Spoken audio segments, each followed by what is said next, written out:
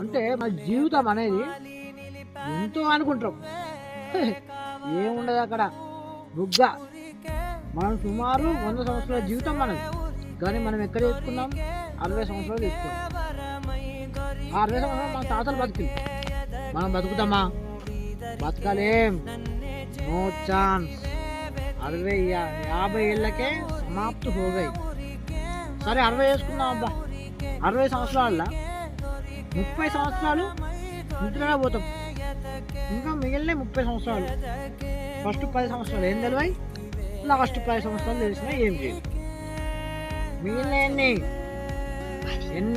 10, ఇంకా 10 సంవత్సరాలు. ఈ 10 సంవత్సరాల సంపాదించాలి, పిల్లలు చదవాలి, చదువుకోవాలి, ఇంకా సేవింగ్ చేసుకోవాలి. ఏదో అనుకో, మనం ఎంజాయ్ ఎప్పుడు చేస్తాం? మరి ఎంజాయ్ లేదు, తిప్పి కొడతాం సంవత్సరం. ఇవన్నీ కలుపుకొని ఒక సంవత్సరం కూడా ఎంజాయ్ చేయలేం మనం. అంటే ఇప్పుడు దీన్ని బట్టి అర్థమవుతుంది, ఏమర్థమవుతుంది?